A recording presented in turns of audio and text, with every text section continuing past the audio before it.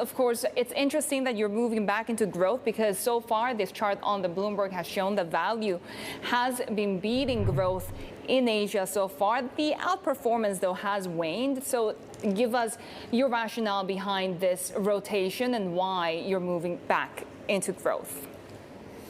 Yeah, we're doing it very gradually. So, and as your chart beautifully illustrates here, value was really outpacing growth sectors and growth stocks a couple of months ago, but that is starting to wane and it's started to disappear.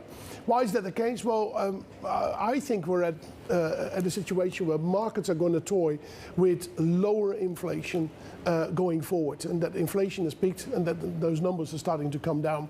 And I wouldn't be surprised if by the end of the year we're talking about the Fed maybe even needing to cut rates, or that some commentators are going to go for that. So that's a significant shift in market dynamics.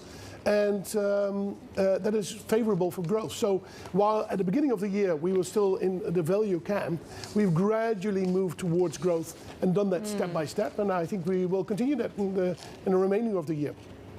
Herald, on a week like this one, where we have so many monetary policy moves, we're coming off the ECB, we're also headed towards inflation numbers by China and the United States, completely divergent monetary policies there.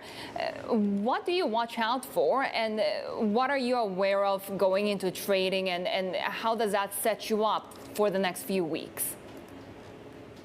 Yeah, there's indeed quite a few things going on, and in particular when I look at Asia, we have, of course, what we just mentioned. We got the U.S. inflation and spending. So I want to see more evidence that, for example, higher interest rates have started to impact the U.S. economy in terms of the property cycle, but also retail spending and these sort of things. But another issue that we have in Asia is food inflation. The conflict in Europe is increasing grain prices. Now, rice prices haven't really risen so much yet, but of course that's an important staple in this part of the world. So there's a lot of moving parts that we got to be carefully assessing. And yeah, that's the difficulty of where we are. But sometimes it's good then to take a step back and say, well, do we think inflation is going to move high? It's going to go lower. We think it's going to go lower. So and that's why I said we need to be gradually shifting as evidence for that. Hopefully, is going to fall into becomes clearer to us. Herald, you moved to overweight China Internet back in March, and I'm curious how that's going for you. Take a look at what happened, of course, overnight with Baba. It just kind of tells you how policy-driven this market is, right? On these hopes that potentially we were going to get a revival of the IPO, we saw that huge positive reaction, and then comes a sell-off. The US selling falling the most since March in very heavy volumes, and of course the opposite dynamics on the day before, and we have seen this kind of steady improved sentiment when it comes to Chinese tech and China Internet. Is this still a segment where the risks are pretty binary? So we just spoke about value to growth, and China Internet is a growth sector. So when we've been cautious on China Internet for quite a long time, a year and a half or something like that. So when in March we had this massive sell down, we thought, listen, this is a bit overdone.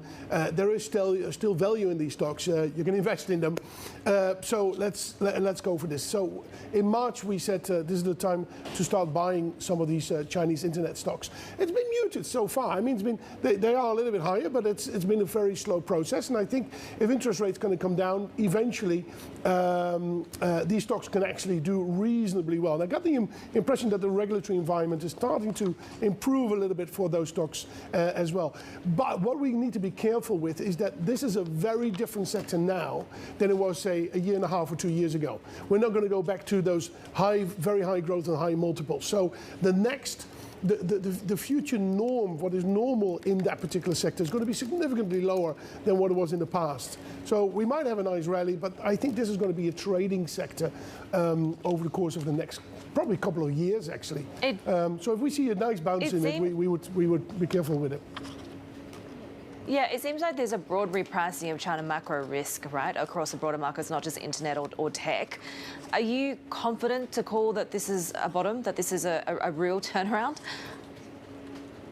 You mean in particular for China or for the world? In particular for China. I think, yeah, in particular for China. there's two things here. It seems like we've hit a bottom, and that with the lockdowns easing a little bit, that things are starting to improve. So on the margin, I would say things are getting a little bit better on that front. On the other hand, if you look at sentiment in the market, that is really poor for Chinese assets. Regional funds, global funds, everybody's is underweight or at best neutral in those assets. So that can't get that much worse either. So even if you have a marginal improvement in say, the economic environment and growth and earnings growth for these companies, it might well be that actually that shift in sentiment supports actually a decent recovery in Chinese equities. So it's not something I think you want to be underweight at the moment.